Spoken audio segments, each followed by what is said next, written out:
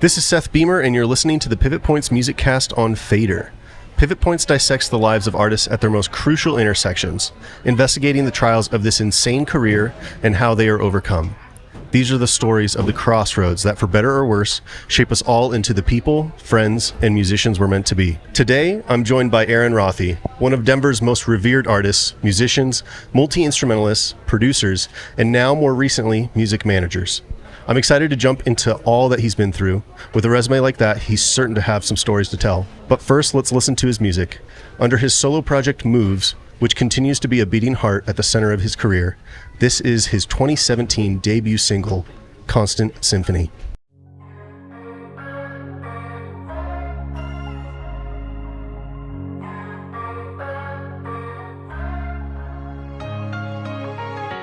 Never seem to get it right. Dude, Aaron.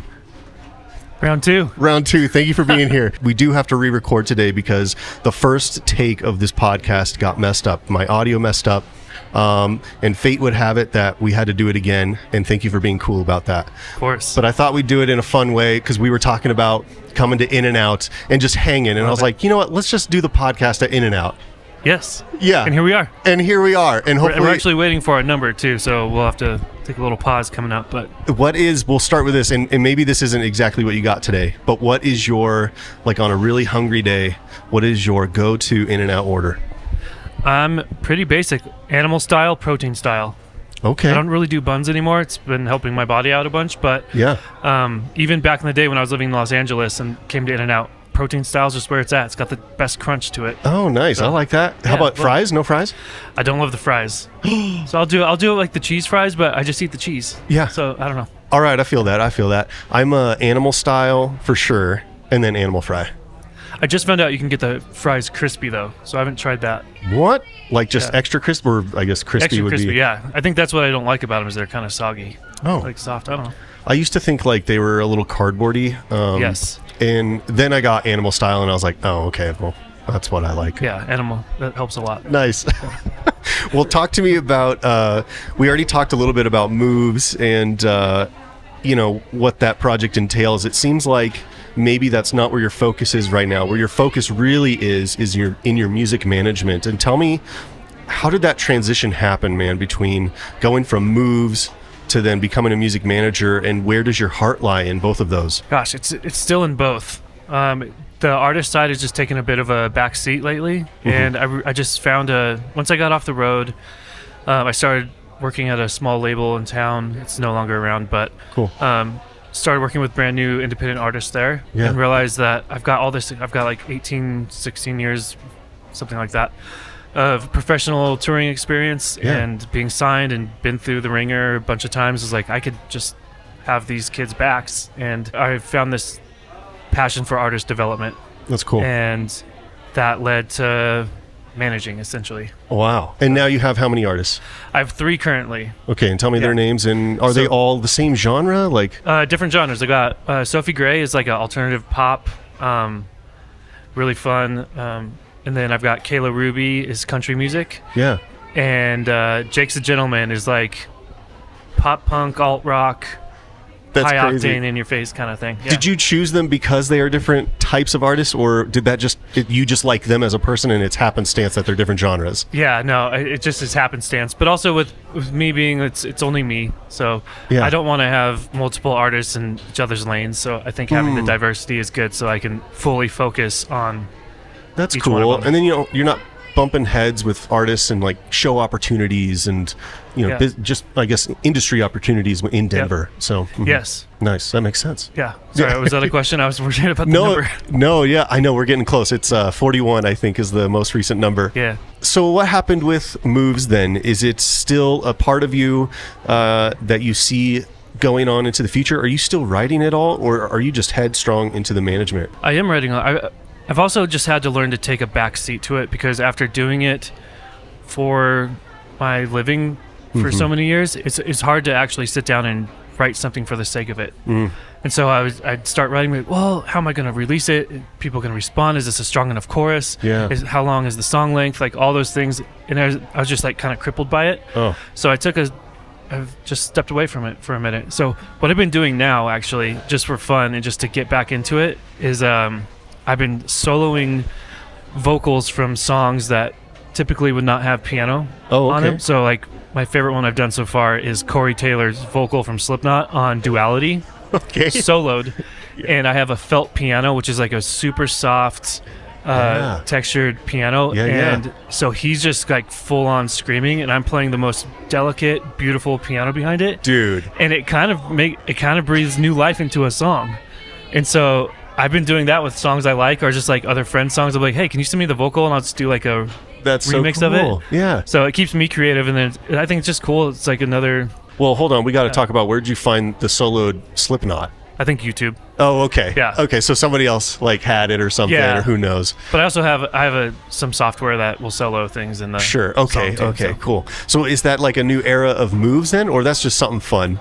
I think it's just for fun. Cool. That's more of like an Aaron Rothe thing. Yeah. And moves, I don't know. Yeah. I don't know what the future of that is. Yeah. It seems like it's because it's a solo project, it'll always be a part of your life. But you can pick it up and put it down whenever you want. Yeah, I love the idea that it's its own thing. And it's separate from my name, and it's separate, just I can compartmentalize it better. And do you think about that when you're, I know, we don't have to dive too far into moves on this podcast, but I am curious about your, how you approach that solo project, because it is a different name. You didn't want it to be Aaron Rothe. Right. Are you approaching that more as a band then? Do you have other regular members you like to perform with, or is this just like an alter ego of you and it's just you?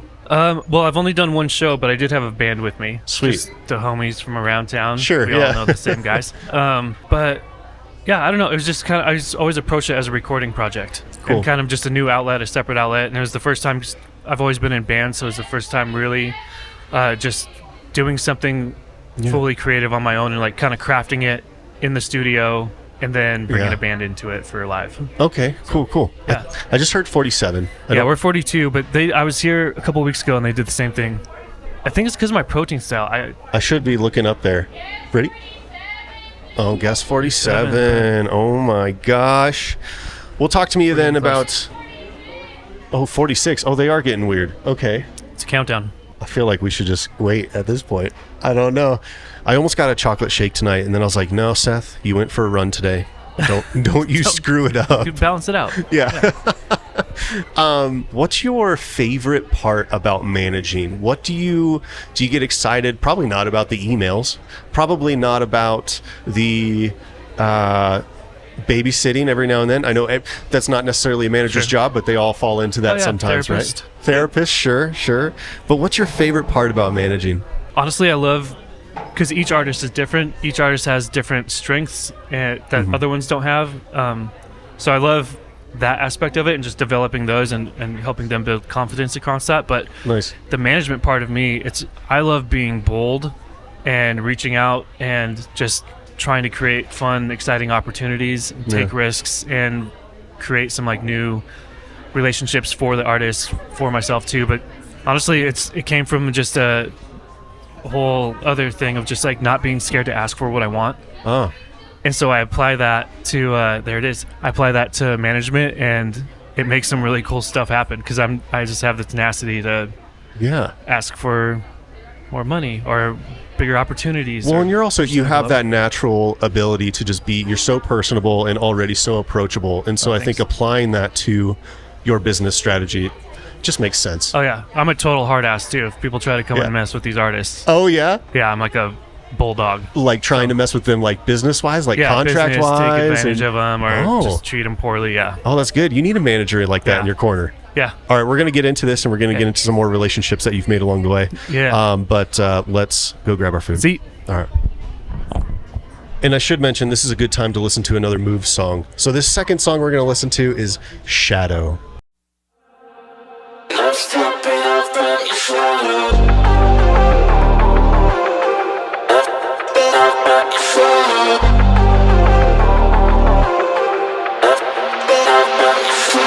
That was delicious. It's incredible. Always.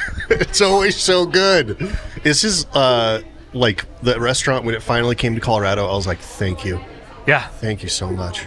I can't believe it came here. Yeah. So So happy. Because they always said they wouldn't. Yeah, like the furthest west or east, I guess, was Vegas. Mm-hmm. Maybe one in Arizona. And I remember as a kid, they would always say, "Nope, we're never going out there." But hey, they need some money just like the rest of us, right? Exactly. So, talk to me about. I love that you're the guy who's like sticking your neck out for your artists and not letting anyone fuck with them. Yeah, exactly. Actually, no. I have a good story back to what like just kind of sticking it to them. Oh, sure, yeah. There's a festival that happens in Denver every year. Jake's a Gentleman has applied a few years to get into it. Mm-hmm. Never has, and that's okay. Never's gotten in. But there's like hundreds of bands that play this thing local bands that play it every year. Sure. Just never gotten in. So I was like, I kind of operate under the mindset of like, okay, well then let's figure out how like something else to do or a better opportunity. But this one, I was like, what if we just play it anyways? And just show up with a PA and a generator and find a spot day of and just set up and play. This is like borderline insanity, but genius. Yeah. We were all pumped about it until it came down to do it, because then we were like, what are we, like, we went down, so it happens over a weekend. We went on Friday. This is like a month ago. Oh, this was this year you did this? Excuse me, yeah. Oh my gosh, okay. So we rented a generator and had the full band and a PA and all this stuff. Oh, I love it. Went down with no plan. This festival takes over a whole, like, 5 blocks of downtown. Totally. Every restaurant and bar becomes a venue. There's always music happening. It's incredible. Yeah, it's great. You kind of just, like, pick out you see the schedule for the weekend, and you pick out the bands you want to see, and you just outline them all, circle them on your list, and you just, like, walk around, drink, have a good time with your friends, and you go see these bands. Yeah, you discover all this new music. Yeah. So we got down there, and we could not find somewhere like decent to set up on that main street. So we're going to set up behind this sushi restaurant in the parking lot. Okay. But the guy was like watching us, and then everyone starts to get kind of nervous. The sushi guy? The sushi guy was because it was reserved parking for his customers. Oh, okay. In the middle of this festival. All right, yeah. But also, whatever. So that didn't work, but it was right next to this little plaza that was open that only had a dispensary open in it, Denver.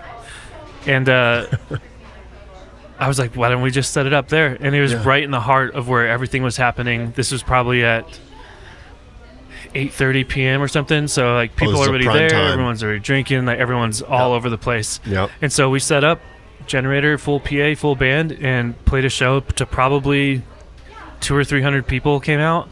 Wow. And we even had like the official festival photographers caught wind of it because we were live on Instagram too. No way. And so it was truly no one knew we were coming because we didn't want to get kicked out or like you didn't want to like give them a heads up to kick you out. Yeah. So I think that's a good example of the like tenacity of like, okay, you're not going to let us play your festival, we're going to come and play it anyways. And it went off without a hitch then. Without a hitch. You didn't get in trouble.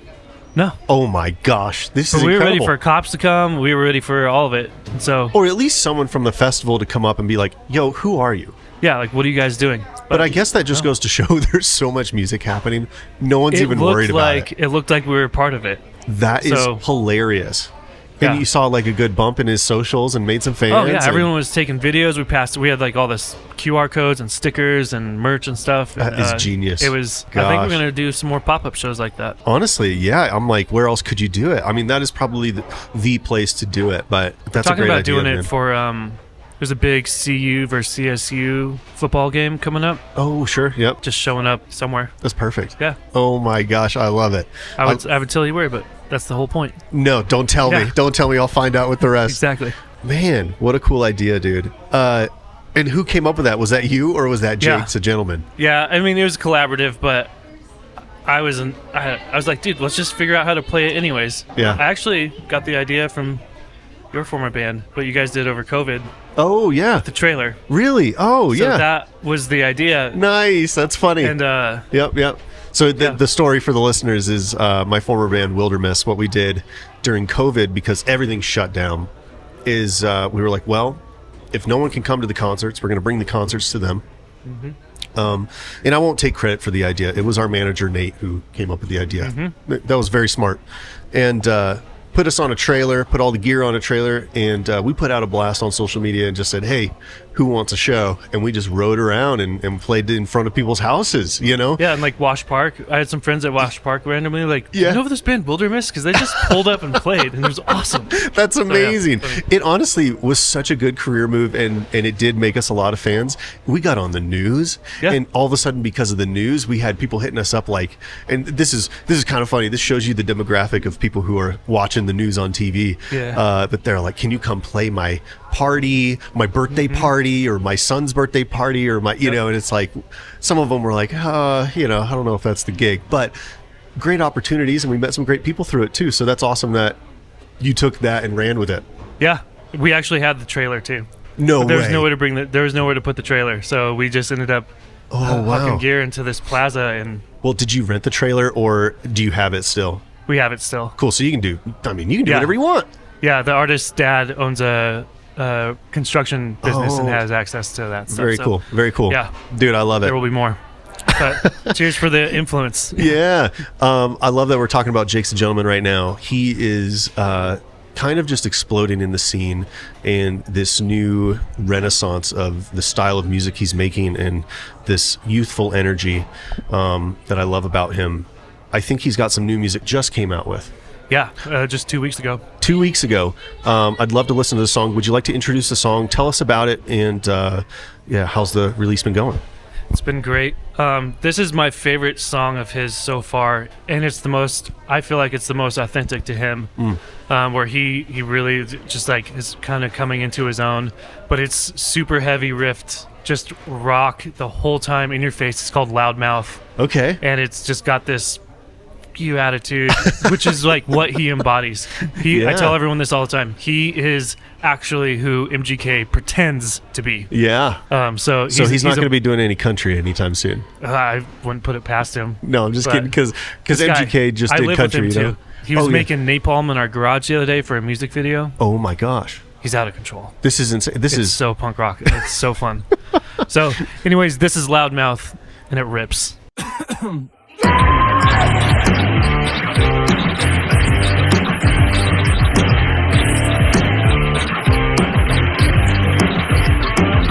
Since I was young, it was the back of the class I'd be. napalm. Yeah. Napalm. What's the napalm for? It was for the music video for Loudmouth. He found some. I actually got to the point where I was like, "Don't even tell me what you're doing because I don't want to have any idea."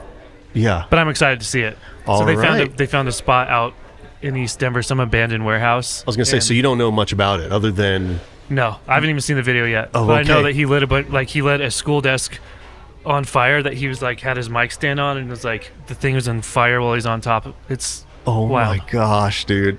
Yeah. So Kids these days, man. Kids these days. yep. Talk to me about your other artists, man. Yeah, so the one I've been working with the longest is Kayla Ruby. She's Yeah. a country artist.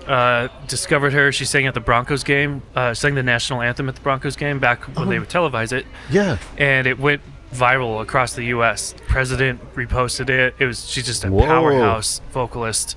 And so found out about her there, and then I was coming You in found just out for- about her from that as well. Yeah, my So- dad. I was on tour, but my dad was like, "Hey, there's a girl from Broomfield who just sang the anthem, and I've never heard anything like it before." Wow. And yeah, she still does it all the time. So the that's president hit her up, and Aaron Rothe hit her up, and Yeah, she there we goes, go. "I'm going to talk to Aaron Rothe." fine. No, but cool. yeah, and then I started writing with her, and that just kind of we did her first shows and got her up and going. Now she's just running stuff. She just had a baby actually. Oh, nice. So congratulations to the Wilsons.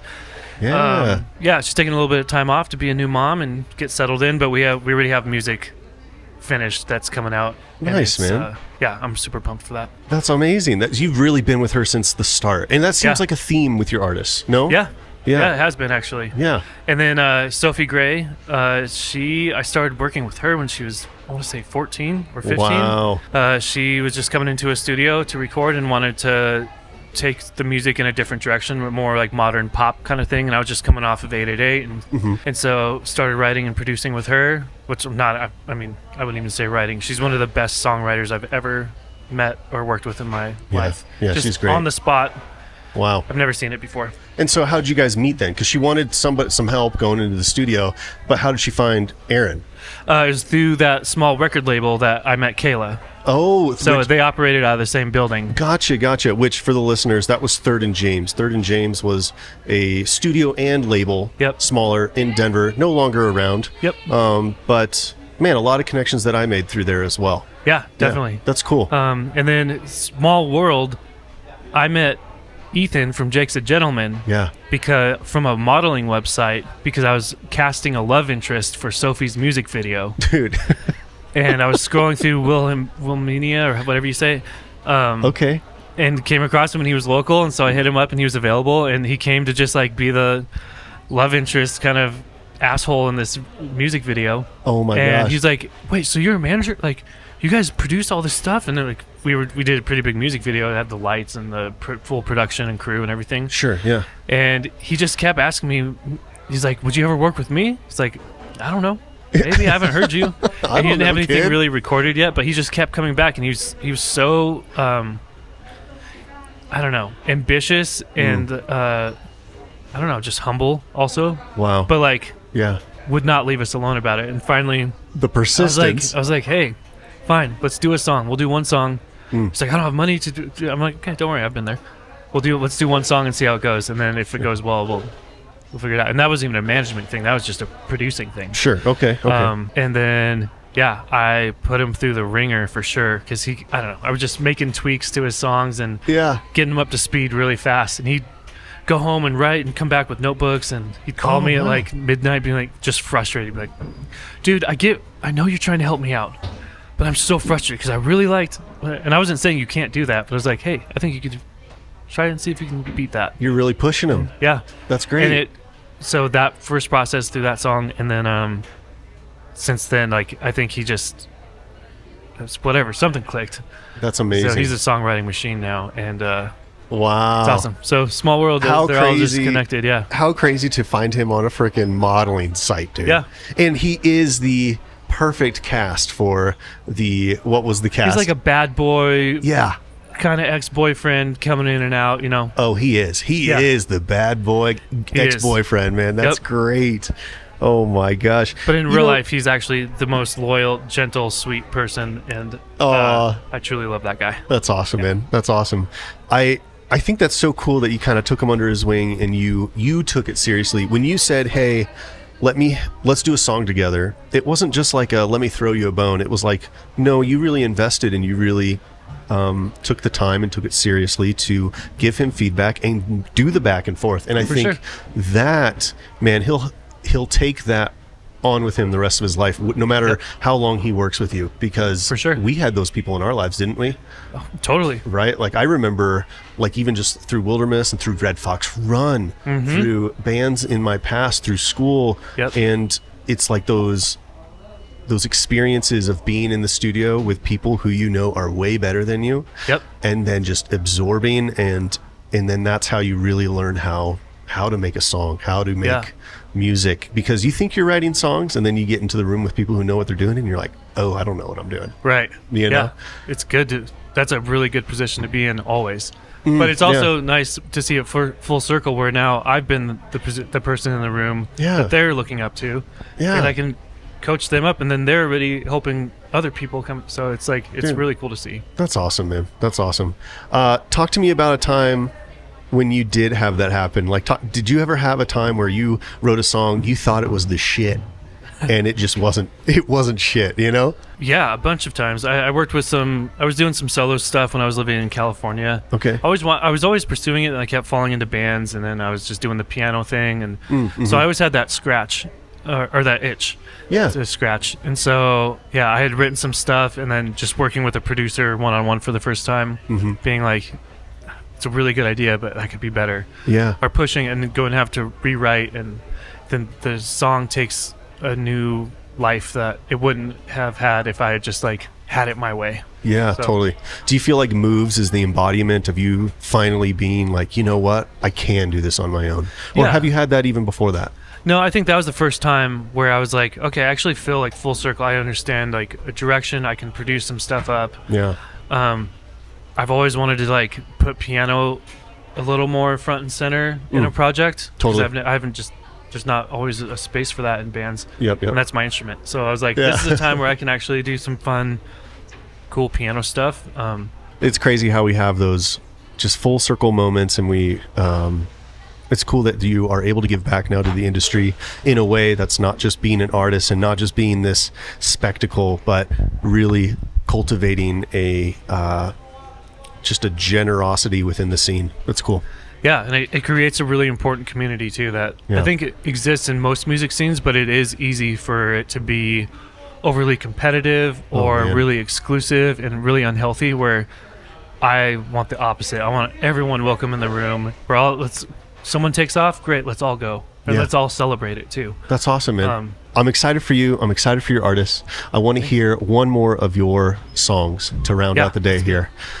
This last song that we're going to listen to, this last song is Battles. Yeah. Can you talk to me about Battles? I think this is your most recent release, if I'm not mistaken. Yeah, Battles was the most recent, and I wrote it as I was kind of just in life. I was getting to a point where I was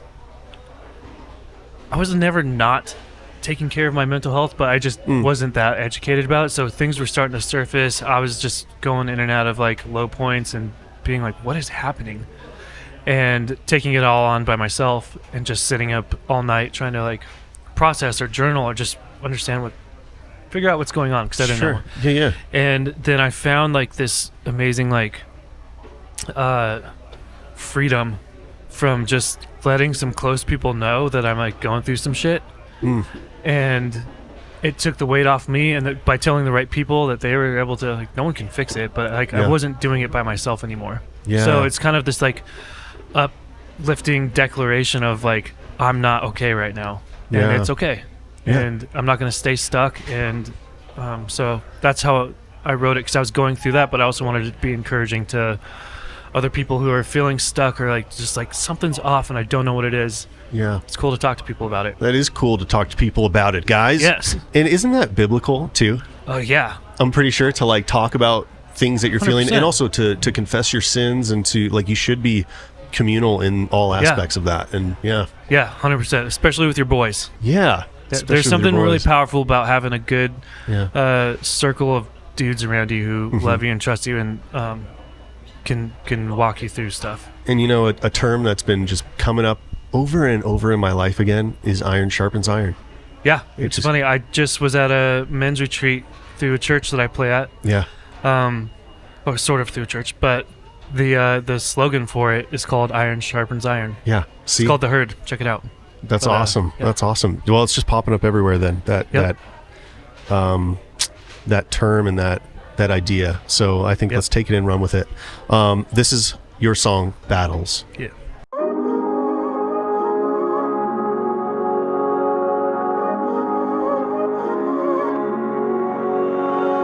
I'm all up in my head, pacing in circles.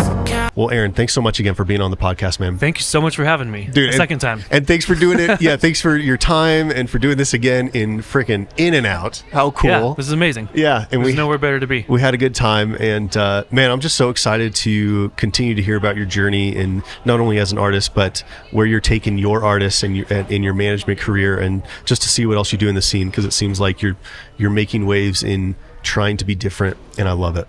Thanks, man. Yeah, and I'm dude. excited about your music and everything you're doing to support the music community, other artists, to collaborate, like everything, man. Thanks, man. You're a staple. We need you. Well, I appreciate that, man. Thank you very much. Thank you. That's all we got, folks. Thanks so much for listening to Pivot Points. You can listen to the Pivot Points Music Cast and more on the Fader app. My name's Seth Beamer, and I'll talk to you soon.